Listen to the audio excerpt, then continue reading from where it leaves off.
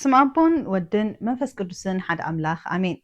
كاب إغزابير أبونان كاب قوتنا يسوس كريستوسن تسأقان سلامن مسخلهاتكم يخون أبستفلالي كورنعت عالم كينكم نزم دبت كاتتلو زلخم كورات حزب كريستيان. سناي سبت اندتمننا مكان هيوا تلفزيون إذن هستات حدا ساعة بيلو سنح وترو كرا من سنبتن كافادوس كساب ساعة حدا كمون دقام كافشومونت كساب ساعة شعاتة دحر قطري بقوات أطرا إرتراز في النو مدب نلومي زبلو مدبون إزي حزلكم قريبو اللو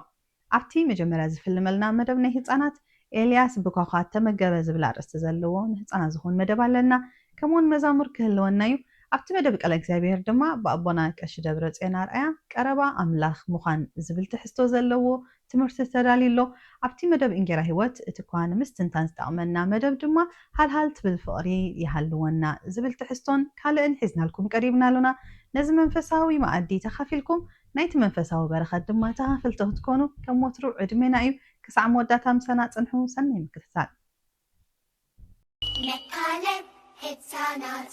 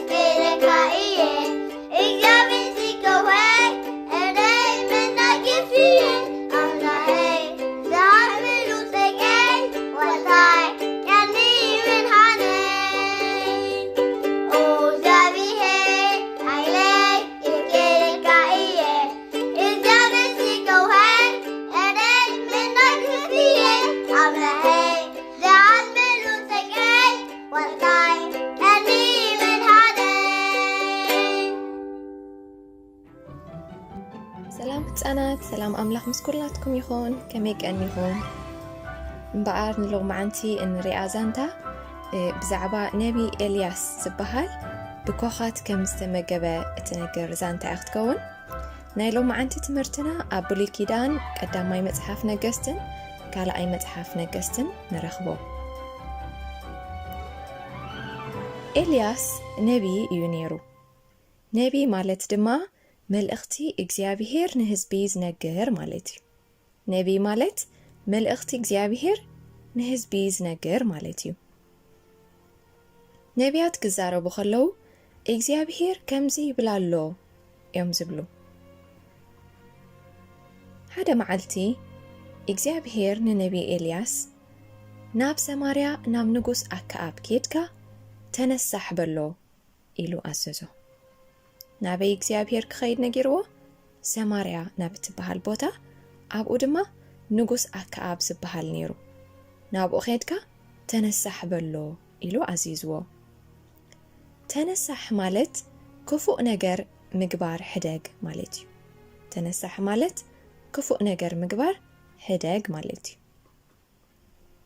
إلياس دما كمتي إغزابيهر سبلو كقبر كده إلياس نتوم حلوت نقوس مس رخبهم دما كابي إغزابيهر زمت أمل أختي قالو نمو نزم الأختزي ناب نقوس أبتحوو بلوم نساتهم كا من يو إغزابيهر إلوم حاتتوو إلياس كا نسو أملاخ سماين مدرنيو إلو ملسولهم إلياس انتا إلو ملسولهم نسو مالت إغزابيهر أملاخ سماين مدرنيو إلو ملسولهم نساتهم دما إتن إحنا أنملخوغن كالا أملاخيو بلوا سلازي نساتهم نيغزابيهر أيكونون زملخو نيروم مالتيو نقوس أكعبن نقستي إيزابيلن سبات نيغزابيهر كيملخوو أب كندو ንበዓል ዝበሃል ጣዖት ከምልኹ የተባብዑ ነይሮም። በዓል ማለት ናይ ሓሶት ኣምላኽ እዩ። ንጉስ ኣክዓብ ንኹሉ ዝገዝአን ዝተቆፃፀረን ኮይኑ ተሰምዖ እሞ ተዓበየ። ኤልያስ ከዓ ነቲ ካብ እግዚኣብሔር ዝመፀ መልእኽቲ ሒዙ ሃንደበት ናብ ንጉስ ኣክዓብ ኣተወ። ወንጉስ ተነሳሕ፣ ብሓጢኣትካ ተኣመን፣ ንጣዖታት ምምላኽ ከዓ ሕደግ፣ ከምዚ እንተዘይገበርካ ግን ማይ ከይሃረመ ከም ዘለዎ ይቐፅል ክብል እየ በሎ። ንጉስ ኣክዓብ በቲ ኤልያስ ዝበሎ ተገረመ። ንኣምላኽ ሰማይ ግን ክሰምዖ ኣይደለየን። ሽዑ ኤልያስ መልእኽቱ ምስ ኣብፅሐ ከምቲ ኣምላኽ ዝኣዘዞ ወፂኡ ከደ። ድሕሪዚ ኤልያስ ኦ ጎይታይ ማይ ኣይህረም ኢሉ ጸለየ። ማይ ድማ ኣይሃረመን። ኣግራብ ነቐፁ፣ ሰብን እንስሳን እውን ጠመዩ። ነቢ ኤልያስ ግን ከምቲ እግዚኣብሔር ዝበሎ ኣብ ጥቓ ዮርዳኖስ እትርከብ ሩባ ኬሪት ኣብ እትበሃል ቦታ ተሓብአ። እግዚኣብሔር ከዓ ንኤልያስ ኮኻት ክምግብዎ ኣዘዘ። እቶም ኮኻት ንግሆ ንግሆ እንጌራን ስጋን ይምጽእሉ ነበሩ። ከምኡውን ምሸት ምሸት እንጌራን ስጋን ይምጽእሉ ነበሩ። ማይ ከዓ ካብቲ ሩባ ይሰቲ ነበረ። ብጣዕሚ ዘገርም! ኩሉ ሰብ ጠምዩ ከሎ ኤልያስ ግን ኣይተሸገረን። መዓልታት፣ ሰሙናት፣ ኣዋርሕ ብዘይ ማይን ጠልን ሓለፋ። እቲ ሩባ እውን ነቐፀ። እቲ ንጉስን ህዝቡን ነቶም ናይ ሓሶት ኣማልኽቶም ዝናብ ክልእኩሎም ሓተቱ። ማይ ግን ኣይሃረመን። ኣብ ክንድን እግዚኣብሔር ንመንሓቲቶም ነቶም ናይ ሓሶት ኣማልኽቶም፣ ንሳቶም ግን ብሓንቲ ክገብርሎም ኣይከኣሉን። እምበኣርከስ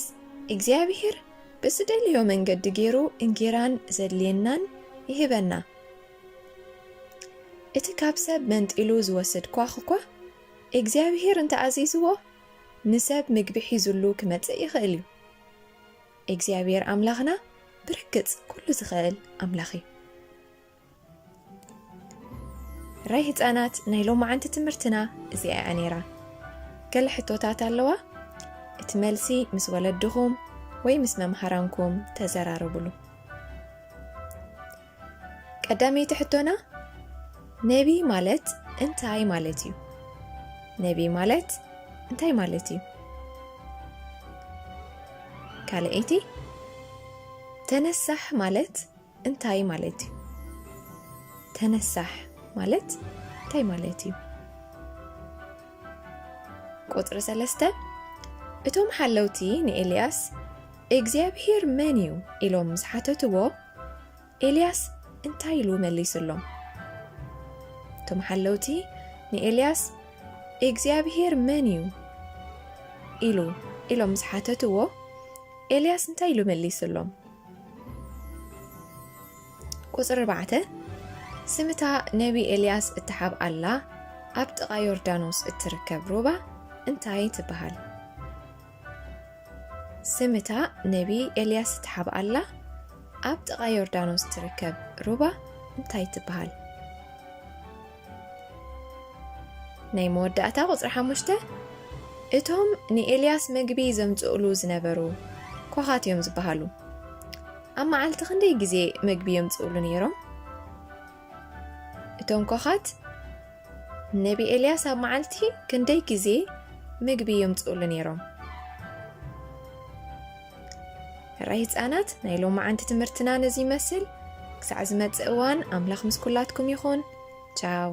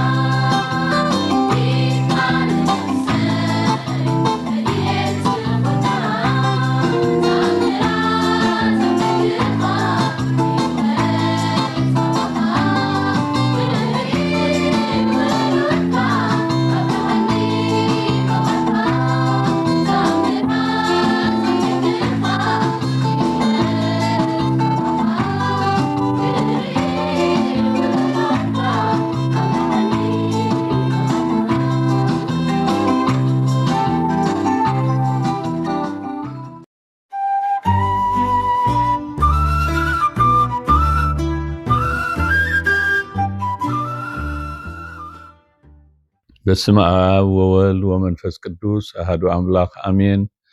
ኣብ ርሑቕን ኣብ ቀረባን ዘለኹም ህዝበ ክርስቲያን ከመይ ቀኒኹም ድሓን ዘለኹም? እግዚአብሔር ኣምላኽ ፈቓዱ ኮይኑ ንነብሲ ወከፍና ኣብ ዕድመና ዕድመ ወሲኹ ሕጂ እውን ናይ ሎም መዓልቲ ሰባት ክንከውን ስለ ዝረዳእና ክብሪ ንልዑል ስሙ ይኹን። ኣቐዲምና ነቲ እንሕመሓላልፎ ቃለ እግዚአብሔር ንነብሲ ወከፍና ኣብ ውሽጥና ኣትዩ ንዕብየትን ንመንፈሳዊ ነገርን ክኾነልና መታን ኩላትና ንጸሊ።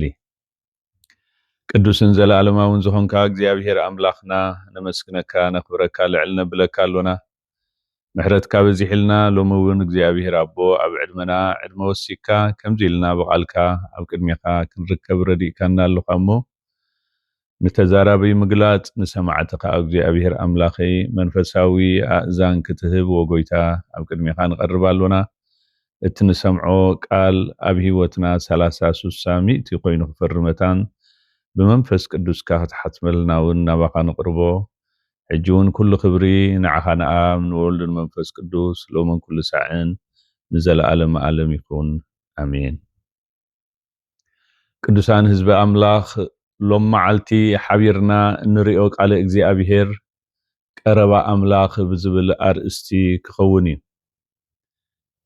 ነብሲ ወከፍና ከም እንፈልጦን እንርድኦን ቀረባ ንእትኾኖ ንእትፈልጦ ኢኻ ቀረባ ክትከውን ትኽእል። ስለዚ ኣብ ቅድሚ እግዚአብሔር ቀረብኡ ኮይና ክንነብር እውን እግዚአብሔር ባዕሉ ክፈጥረና ከሎ ከም መልክዑን ከም ምስሉን ገይሩ ፈጢሩና። ንምንታይሲ ቀረብኡ ኮይና ንመንግስቱ ወረስቲ ንዕኡ ከዓ ኣመስገንቲ ኮይና ክንመላለስ መታን እግዚአብሔር ኣምላኽ ኣብ ገዛእ ህይወቱ እዩ ኣቕሪብና።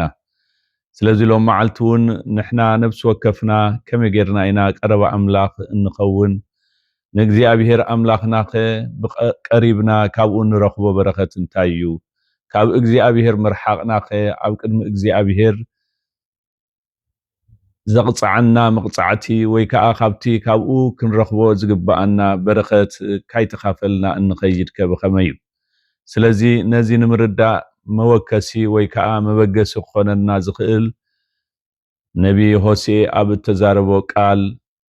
ክንርኢ ኢና። ኣብቲ ምዕራፍ 6 ቁፅሪ 3 ከምዚ ኢሉና ኣሎ፣ ንእግዚአብሔር ኣምላኽ ንፍለጦ ክንፈልጦ ድማ ንስዓቦ ይብል። ስለዚ ንእግዚአብሔር ኣምላኽ ክንፈልጦ እንተኾይና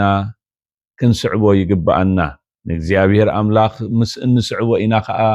ነብሲ ወከፍና ቀረብኡን ጥቕኡን ኮይና ንእግዚአብሔር ድሌታቱ ፈሊጥና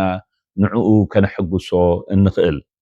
ስለዚ ቃሉ ከም ዝብለና እምበኣር ንእግዚአብሔር ኣምላኽ ክንፈልጦ እንተኾይና ብኸመይ ኢና ክንፈልጦ ንኽእል? ብዙሕ ግዜ ንዝኾነ ነገር ክትፈልጦ ወይ ከዓ ቀረብኡ ክትከውን እንድሕር ትደሊ ኮንካ ትፈልጠሉ መንገዲ ኣገባብ ክትፈልጥውን ግቡእ እዩ። ስለዚ ኣብ ምሳሌ ዘሎ ኣብቲ ምዕራፍ 2 ካብ ቁፅሪ 1 ኣቢልና ኣንቢብና እስኪ ንእግዚአብሔር እንፈልጠሉ መንገዲ ብኸመይ እዩ? ንእግዚአብሔር ከዓ ብስሙ ጥራይ ፈሊጥና ልምዳውያን ኣመንቲ ኮይና እንጓዓዝ ብኸመይ እዩ? ነዚ ኣፀቢቕና እንተፈሊጥናዮ ጥራይ ኢና ከዓ ንእግዚአብሔር ብዘሐጉሶ መንገዲ ቀረብኡ ኮይና ንሕና ከዓ ናይ በረኸቱ ተኻፈልቲ እንኸውን። ኣብ ምሳሌ ምዕራፍ 2 ካብቲ ቁፅሪ 1 ከምዚ ይብለና፣ ወደየ እዝነኻ ናብ ጥበብ ምእንቲ ክቐርብ ልብኻ እውን ናብ ምስትውዓል ምእንቲ ክደንን ኢልካስ ንቃላተይ እንተተቐበልካዮ ንትእዛዛተይ ከዓ ምሳኻ እንተ ኣንበርካዮ እወነ እምሮ እንተፀዋዕካያ ንምስትውዓል ከዓ እንተ ኣድሃኻያ ከም ንብሩር ጌርካ እንተደለኻያ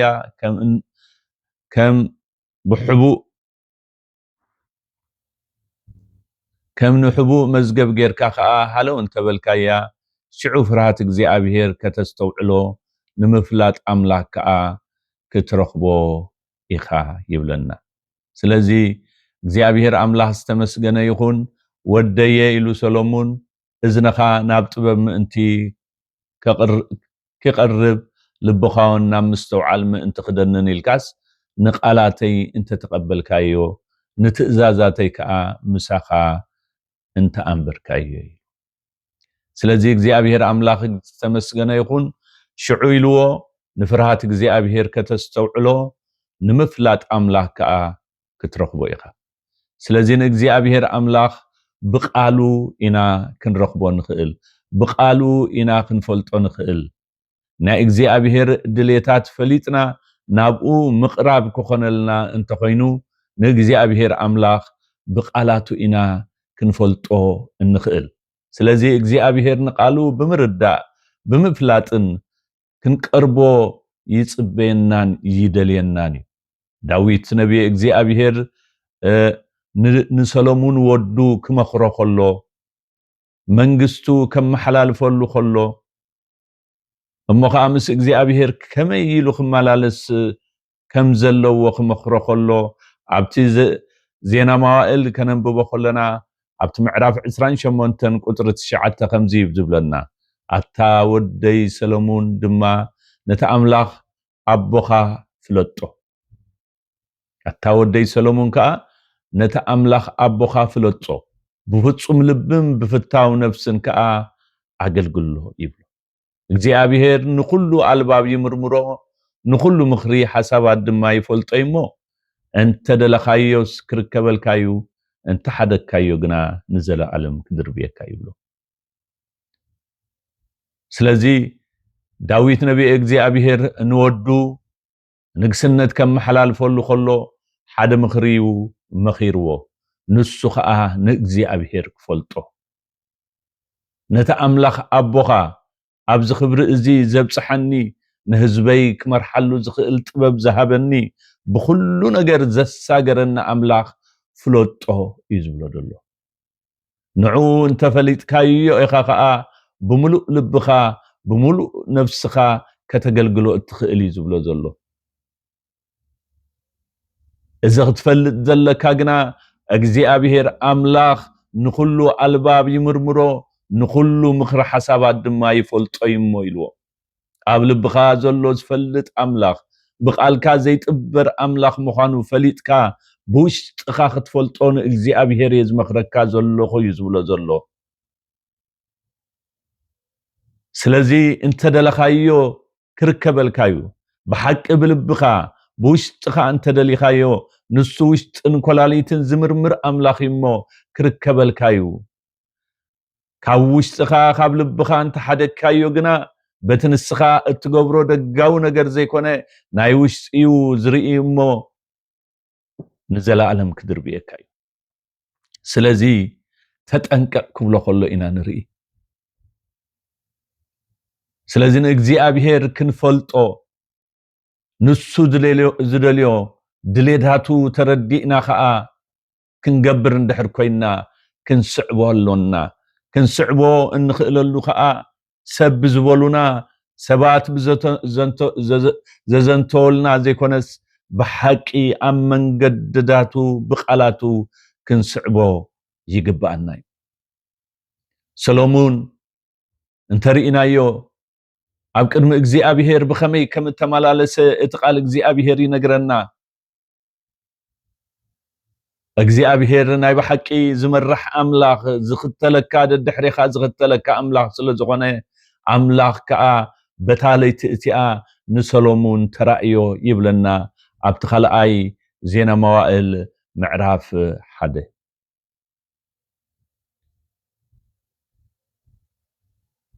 ኣምላኽ ከዓ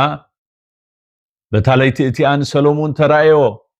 እንታይ ከም ዝህበካ ለምን ድማ በሎ ይብለና ኣብቲ ቀዳማይ ሳሙኤል ምዕራፍ 28:9 ዘንበብናዮ ዳዊት ከመይ ገይሩ ከም ዝመኸሮ ርኢና ኢና ሰሎሞን ምኽሪ ኣቦኡ ሰሚዑ ልቢ እግዚአብሔር ብምንታይ እዩ ዝሕጎስ ናይ ብሓቂ ኩሉ ዝሓዘ እግዚአብሔር እዩ ኩሉ ክህብ ዝኽእል እግዚአብሔር እዩ ግና ከነቲ ሓላፍነት ሂብኑ ዘሎ ነቲ ህዝቢ እቲ ክመርሓሉ ዝኽእል ጥበብን ምስትውዓልን ግን ኣነ ይጎድለኒ ጎደለየ ምንም ነገር የብለይን ኢሉ ኣብ ቅድሚ እግዚአብሔር ዘቕረቦ ጸሎት እንተርኢናዮ ዘገርም ጸሎት እዩ እቲ ኣብ ቅድሚ እግዚአብሔር ዘቕረቦ ጸሎት እምበኣር نزخ ندزي زأكل حزبي كمرحلو زخيل مستوعل كم زي بلو تأمينو عب قدم እግዚአብሔር ጥበብን مستوعلن كهلو እዩ عب قدم እግዚአብሔር لما نو أقربو ጥበብን ፍልጠትን حبني بلا يبلنا نግዚአብሔር ተረዲእካ ፈሊጥካ ንልቡ ዘሕጉሶ መንገድታትካ ከዓ ንዕኡ ዝኸውን ጌርካ እንድሕር ኣቕሪብካዮ እግዚአብሔር ሓለፋ ልመናኻ ዝህብ ኣምላኽ እዩ እግዚአብሔር ኣምላኽ እንተሪእና የውን ቀፂሉ መሊሱሉ እዩ ኣብኡ ኣብቲ ምዕራፍቲ ኣብቲ ቁጽሪ 1 ምዕራፍ ኣብቲ ቁጽሪ 10 ኣብቲ ምዕራፍ 1 ቁጽሪ 11 ኣምላኽ ድማ ንሰሎሞን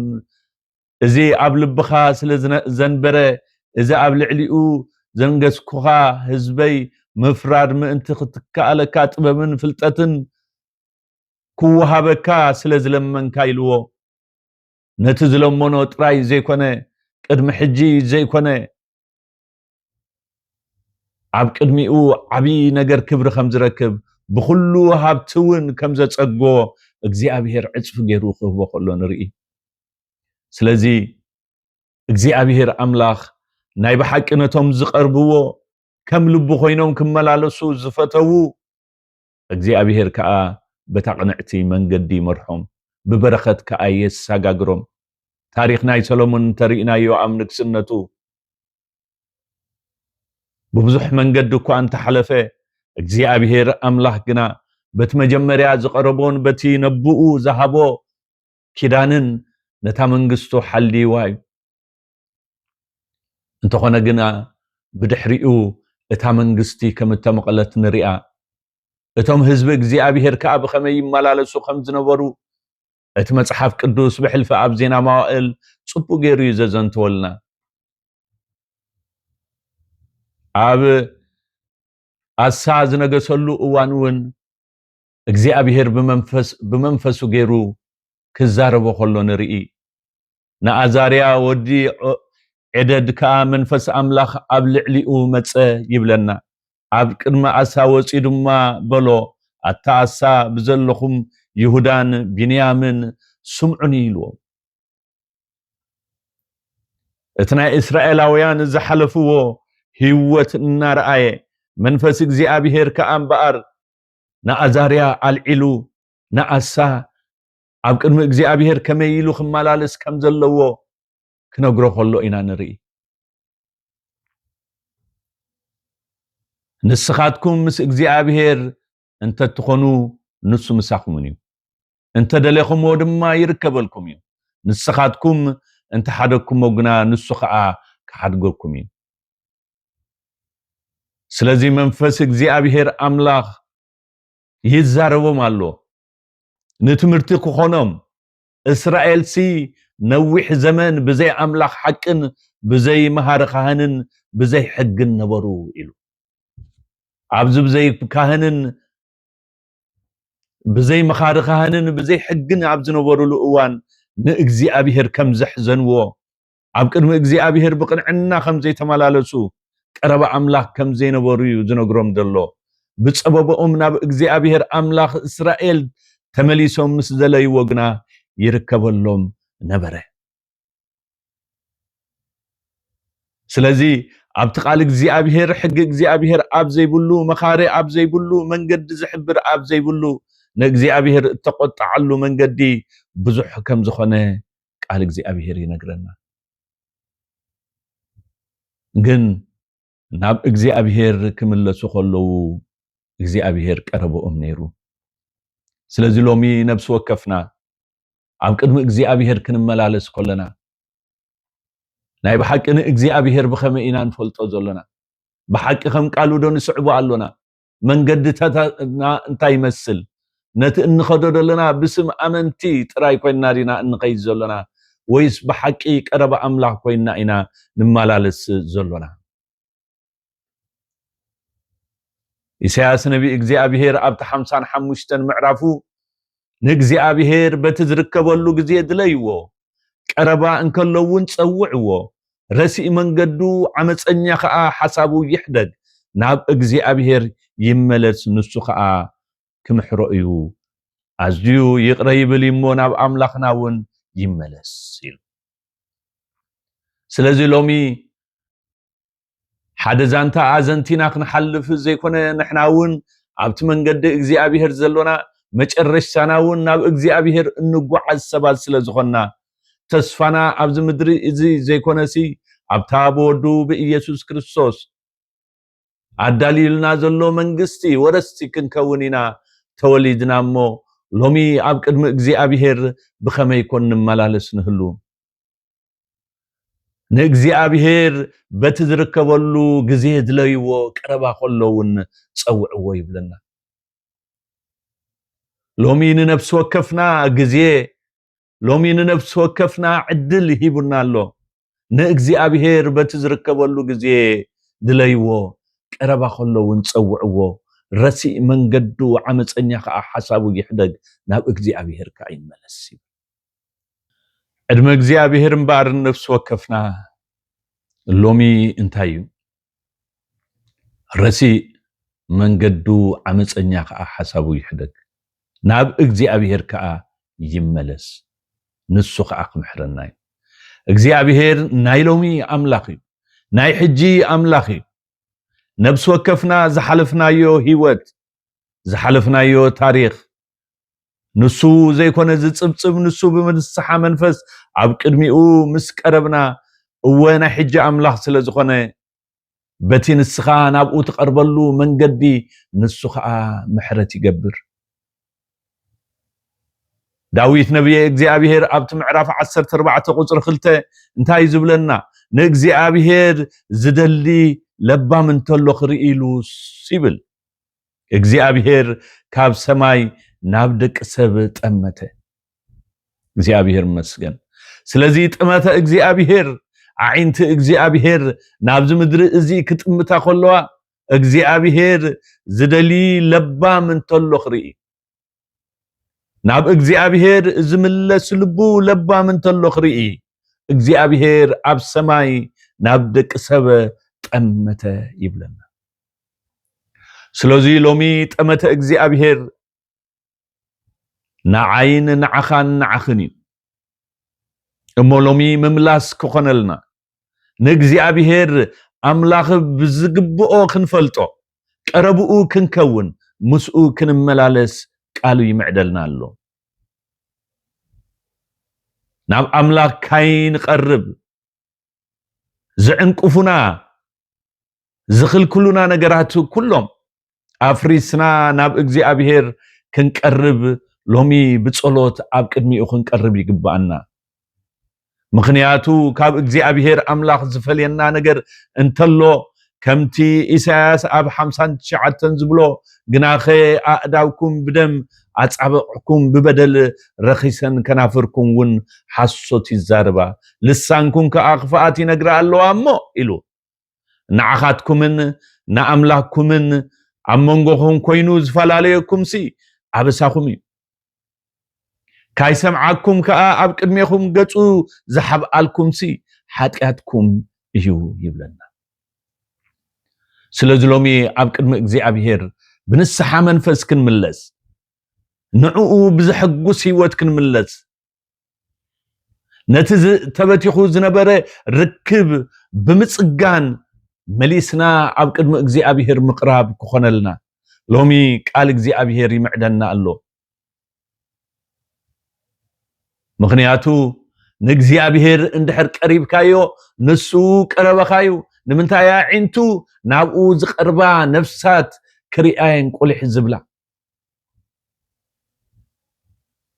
ኣብ መልእኽቲ ያዕቆብ ምዕራፍ 4 ቁጥሪ 8 ተሪኢናዮ ንኣምላኽ ቅረብዎ ንሱ ክቐርበኩም ዮ ኣቱም ሓጣን ኣእዳውኩም ኣጽርዩ ኣቱም ሰብ ክልተ ልቢ ልብኹም ኣጽርዩ ይብለና ንኣምላኽ ቅረብዎ ንሱውን እንታይ ገብረኩም እዩ ክቐርበኩም እዩ ሎሚ ብንስሓ መንፈስ ነብስ ወከፍና ኣብ ቅድሚ እግዚአብሔር ክንቀርብ እምበኣር ቤተክርስቲያን ትጽውዓና ኣላ እምበኣር ሎሚ ነዚ ሓቂ እዚ ክንፈልጦ እግዚአብሔር ቀረባና ምዃኑ ክንፈልጥ እግዚአብሔር ፈራድን ተቆጣዕን ዘይኮነስ ኣብ ዘመን ምሕረት ኢና ዘለናሞ ብምሕረት ዓይንቱ ኩሉ ግዜ ናባና ዝጽምት ኣምላኽ ስለ ዝኾነ ሎሚ ብንስሓ መንፈስ ኣብ ቅድሚ እግዚአብሔር ክንምለስ ይግባአና እዩ ኣብ ቅድሚ እግዚአብሔር እንምለሰሉ ሓደ ኣገባብ ከዓ ብርክና ከፊልና ኣብ ቅድሚ እግዚአብሔር ብጸሎት ክንቀርብ ከለና እዩ ሎሚ ጸሎትና ድጋም ዘይኮነሲ ናይ ብሓቂ ምስ እግዚአብሔር ምዝርራብ ክኾነልና ድሌታትና ንእግዚአብሔር ክንዛረቦ ሓሳብና ኣብ ቅድሚ እግዚአብሔር ከነቅርብ ሓይልናን ዓቕምናን ድኹም ምዃኑ ፈሊጥና ነቲ ዝለግበና ሓጢአት ብዓቕምናን ብሓይልናን ክንስዕሮ ከም ዘይንኽእል ፈሊጥና ኣብ ቅድሚኡ ድፍእ ክንብል ቃል እግዚአብሔር ይምዕደና ንምንታይሲ ከምቲ ዳዊት ነቢይ እግዚአብሔር ዝበሎ ኣብቲ ምዕራፍ 62 ቁጥሪ 8 ኣቱም ህዝቢ ኩሉ ግዜ ብኡ እንታይ ኩኑ ተወከሉ ልብኹም ኣብ ቅድሚኡ ኣፍስሱ መዕቆቢና ኣምላኽ እዩ ስለዚ ክዕቁበና ዝኽእል ኣምላኽ እዩ ልብና ናብኡ ከነፍስስ ድኻምና ክንነግሮ ንሱ ከዓ ንሓገዝና ቁልጡፍ መልሲ ኣለዎ ቀረባ ኣምላኽ ምዃን ማለት እምበኣር ንእግዚአብሔር ኣምላኽ ድሌታትካ እትነግረሉ ድኻምካ እትገልጸሉ ብንስሓ መንፈስ ከም ውሉድ ኮይንካ ኣብ ቅድሚ እግዚአብሔር ትቐርበሉ እዩ ብሕልፊ ሎሚ ናይ ሓድሽ ኪዳን ሰባት ኣባ ኣቦ ኢልና ክንጽውዓሉ እንኽእል መንፈስ ውልድነት ሂቡና ኣሎ ስለዚ ንእግዚአብሔር ኣምላኽ ብኸመይ መንገዲ ኢና ቀረብኡ ክንከውን እንኽእል ቃሉ ይነግረና እዩ ሎሚ ከም ፍቃዱ ጌርና ክንልምን ከም ፍቃዱ ጌርና ኣብ ቅድሚኡ ክንቀርብ ምክንያቱ ከምኡ እዩ ዝብለና እቲ ቃል እግዚአብሔር ኣብቲ ቀዳማ ዮሐንስ ምዕራፍ 5 ካብቲ 13 ንዓኻትኩም ብስም ወዲ ኣምላኽ እትኣምኑ ዘለኹም ናይ ዘለዓለም ህይወት ከም ዘላትኩም ምእንቲ ክትፈልጡ ኢለየ እዚ ጽሕፈልኩም ዘለኹ ኢሉ ሎሚ ነፍስ ወከፍና በትፍጹም ኣምላኽ ፍጹም ሰብ ዝኾነ ወዲ ኣምላኽ ኢየሱስ ክርስቶስ ንኣምን እንተለና ሓደ ነገር ክንፈልጥ ይግባአና ሎሚ ከም ፍቃዱ ጌርና ሓደ ነገር እንተለመና ይሰምዓና እዩ እቲ ኣብኡ ዘለና ትብዓት ከዓ እዚ ብስሙ ክንልምኖ ከለና እግዚአብሔር ኣቦ ብወዱ ብኢየሱስ ክርስቶስ ኣቢሉ ስለ ዝጥምተና ንሓጢአትናን ኣበሳናን እቕረ ክብለልና እሙንን ጻድቕን እዩ ስለዚ ሎሚ ንእግዚአብሔር ኣምላኽ እንቀርበሉ ዓቢ መንገዲ እግዚአብሔር ኣቦ ኣዳልየልና ጎይታ ኢየሱስ ክርስቶስ ከዓ ብሓቂ ነጊርና ኣነ መንገድን ሓቅን ህይወትን እየ ኢሉ ስለዚ ቀረባ ኣምላኽ ክንከነሉ እንኽእል መንገዲ በይኑ ጎይታናን መድሓኒናን ኢየሱስ ክርስቶስ እዩ ስለዚ በዚ ኢና ንእግዚአብሔር ኣቦ ቀረብኡ ክንከውን ንኽእል በዚ ኢና ኣብ ቅድሚኡ ተጸናኒዕና ክንነብር ንኽእል ቃል እግዚአብሔር ከም ዝብለና ኣምላኽ ሓቂ ንስኻ በይንኻ ምዃንካ ነቲ ዝለኣካዮ ኢየሱስ ክርስቶስ ክፈልጡ ናይ ዘለዓለም ህይወት እዚኣ እያ ኢሉ ባዕሉ ጎይታናን መድሓኒናን ኢየሱስ ክርስቶስ ነዚኣ እንተፈሊጥና ኢና ሎሚ ቀረብኡ ኮይና ክንመላለስ እንኽእል ቀረብኡ ኮይና ክንነብር እንኽእል ቀረብኡ ኮይና ንእግዚአብሔር ኣቦ ከነሐጉሶ እንኽእል ምክንያቱ ንሱ ካብ ሰማያት ብኡ ዝተመርኩፉ ትወደዩ ንዕኡ ስምዕዎ ኢልና ንዕኡ ብምስማዕ ቀረብኡ ክንከውን ንኽእል ኢና ሽዑ ኢና እምበኣር ብንስሓ መንፈስ ኣብ ቅድሚኡ ምስ ቀረብና ብወዱ ብኢየሱስ ክርስቶስ ይጥምተና እሞ ንኣበሳና ክሓፅብ ዝኽእል ጸጋ ይህበና ወሽዑ ብሩኽ ሓወይ ብሩኽቲ ሓፍተይ እቲ ኣበሳኻ እቲ ሓጢአትካ ምኻት ዝኣበየካ ሃሰስ ኢልካ ክስእኖ ኢኻ ሎሚ ቀረባ ኣምላኽ እንኾነሉ ምስጢር እምበኣር እዚ እዩ بعقمنا بحيلنا قرب أملاك كنكون عين خلينا لومي بتي مدحان كخونلنا ذهبنا ودو ترائنا قرب أملاك كنكون نخل من تابت قدماي يوحنس معرف حمشته جناخه اتود أملاخ مسيوس نتبع الحقي كنفلطو إلو أمرو خمزة هبنا نفلتينا جناخه اتي ود أملاخ مسيوس نتبع الحقي كنفلطو إلو أمرو خمزة هبنا نفلتينا نحنا أبتبع الحقي أودو إيسوس كريستوس إنا زلنا ازي اتناي حق أملاخ نايزل العالم هيوتن بزي إنا كربوه نكون نخيل سلازي نفس وكفنا لومي بيت كريستيان تعدمنا الله كم كريستيان متن نكريستوس إيسوس بسمو زي كونس بحقي نسو من قدن حقين مخانو فليتنا نسو تحقينيا قندوين مخانو فليتنا نابقو متبع كخونلنا نفس وكفنا بنسحة منفس نابقو نقرب نعقو منم متوسخ سايد اللي ينيو بينو نسو نابي كقربناي ناب أبو كقربناي نابقو مقراب يكون لنا نابقو نقربلو تصقا نفس وكفنا እግዚአብሔር يعدلنا كل خبري نتلومي بسموكن هلو عدمز وسخلنا እግዚአብሔር يكون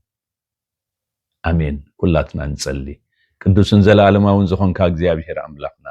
نمسግነካ አሎና ሎሚ ቀረበኻ እንኾነሉ ምስጢር እቲ ተቀዊሉ ዝነበረ እቲ ተሓቢኡ ዝነበረ ምስጢር በወድኻ በኢየሱስ ክርስቶስ ገሊጽካ ናባኻ ክንቀርብ ስለዝገበርካና ነመስግነካ አሎና ሕጂውን ኩሉ ተረፍ ዘመነ ህይወትና በአኻን በኽብርኻን እንነብረሉ ጸጋ ትበልና ደጊምና ንጽሊ ኩሉ ኽብሪ ንዓኻና አብ ንወልድን መንፈስ ቅዱስ ሎምን ኩሉ ሳዕን ንዘላለም ዓለም ይኹን አሜን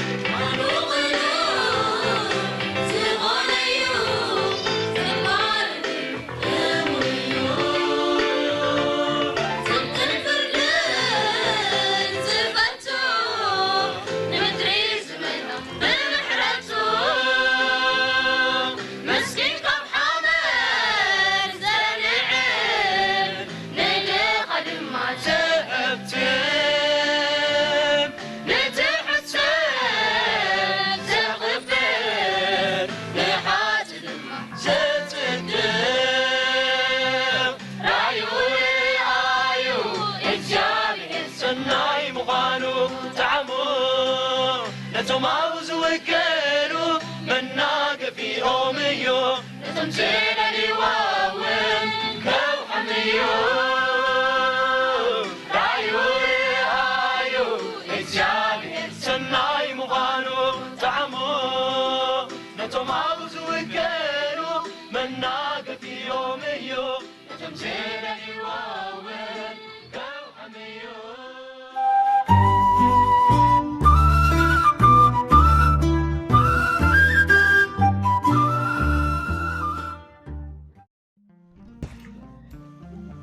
هل بالفقري تعلقهم فقري بحر እግዚአብሔር فقري ካብ ኩሉ ተዓቢ መደምደምታ ትእዛዙን እያ ናይ ጎይታናን ዝሓለፉ ቅዱሳንን ለብዋ ከዓ ሃልሃልት بالفقሪ ንኽህልወና እዩ ፍቅሪ መሰረት እምነት ክርስትና ሰብ ምስ ሰብ ወይ ሰብ ምስ ኣምላኽ ምእንቲ ክሓብር ፍቅሪ ተድሊ እግዚአብሔር ንወዱ ኢየሱስ ክርስቶስ ቅድሚ ንምስራት ዓለም ኣፍቀሮ ወንጌል ዮሐንስ ምዕራፍ 17 ጥቕሲ 24 ንነፍስ ወከፍና ዘፍቅረና ስለ ዝኾነ ከዓ ብሞት ክርስቶስን ትንሣኤኡን ገይሩ ምድሓን ሃበና ከምኡውን መንፈስ ቅዱስ ኣብ ልቢ ኣመንቲ ፍቅሪ ኣምላኽ የፍስስ እዩ ሮሜ ምዕራፍ 5 ጥቕሲ 5 ንሕና ድማ ክርስቶስ ክንለብሶን ክንእዘዞን እሞ ኣብዛ ናይ ግሽነት ዘመንና ከምቲ ዝኣዘዘና ኮይንና ብፍቅሪ ክንመላለስ ይጽበየና ፍቅሪ ኣመንቲ ብምሕላው ትእዛዝ ኣምላኽ እያ ትግለጽ ማለት ንጎይታ ነፍቅሮ ኢና ክንብል እንተኮይንና ኣብ ኣሕዋትናን ኣብ ከባቢናን እንርእዮ ፍቅሪ ወሳኒ እዩ ንትእዛዛቱ ንሕሉን ኣብ ቅድሚኡ ባህ ዘብል እንገብርን ስለ ዝኾንና ነቲ እንልምኖ ዘበለ ካብኡ ንቕበል ኢና ከምቲ ንሱ ዝሃበና ትእዛዝ ጌርና ብስም ወዱ ኢየሱስ ክርስቶስ ክንኣምን ንሓድሕድና እውን ክንፋቐር ትእዛዙ እዚ እዩ ቀዳማይ መልእኽቲ ዮሐንስ ምዕራፍ 3 ካብ ጥቕሲ 22 ክሳብ 23 ሐዋርያ ጳውሎስ ብዛዕባ ፍቅሪ ክዛረብ ብቋንቋታት ሰብን መልእኽትን እንተዝዛረብ ትንቢት እንተዝህልወኒ ኩሉ ምስጢራትን ኩሉ ፍልጠትን እንተዝፈልጥ ኣኽራን ክሳዕ ዘግዕዝ ከዓ ኩሉ እምነት እንተዝህልወኒ ፍቅሪ ካብ ዘይትህልወኒ ከንቱ ምኾንኩ ነይረ ብምባል ይገሊጥዎ ቀዳማይ ቆሮንጦስ ምዕራፍ 13 ካብ 1 ክሳብ 2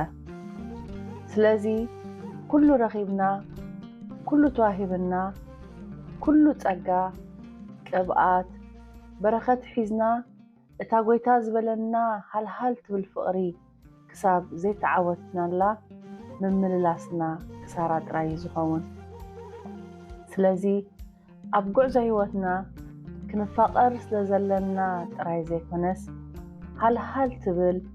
ጸላኢ እትማርኽ ንቅዱሳን እትዕርፍ ንጎይታ ድማ እተኽብር ብግብሪ ጥራይ እትግለጽ ብርሃና ዘይተቋርጽ ፍቅሪ ክትህልወና ሓሳብ እግዚአብሔርን ጻውዒት ቅድስት ቤተክርስቲያንን እዩ እቶም ንኣምላኽ ዘፍቅሩ ትእዛዛቱ ይሕልው እሞ ንሓድሕድና ሃልሃል ትብል ፍቅሪ ብምርኣይ ትእዛዛት ኣምላኽና ንሓሉ ንኣምላኽና እውን ነኽብር ዝጽናዕ ጥቕሲ ነቲ ናብ ህይወት ዘለዓለም ዘብጽሕ ምሕረት ጎይታና ኢየሱስ ክርስቶስ እናተጸብኹምሲ ንርእስኹም ብፍቅሪ ኣምላኽ ሓለዋ መልእኽቲ ይሁዳ ምዕራፍ 1 ጥቕሲ 21 ንጸሊ ዎ እግዚአብሔር ኣምላኸይ መግለጺ ኣልቦ ዝኾነት ፍቅርኻ ስለዘርኣኻኒ ኣመስግነካ ኣለኹ ከምቲ ንስኻ ዘርኣኻኒ ፍቅሪ ኣነ ድማ ንሕዋተይ ሃልሃል ትብል ፍቅሪ ከርኢ ጸጋኻ ኣብዝሓለይ አሜን።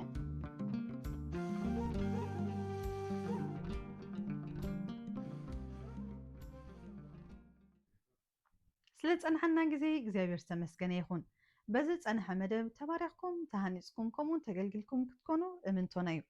ሰናይ ቅንያት እንዳተመነና ኣብ ዝመፅእ ዘሎ ሰሙን መደብና ድማ ብተመሳሳሊ ትሕዝቶ ክሳብ ንራኸብ እግዚአብሔር ምስኩሎና ይኹን።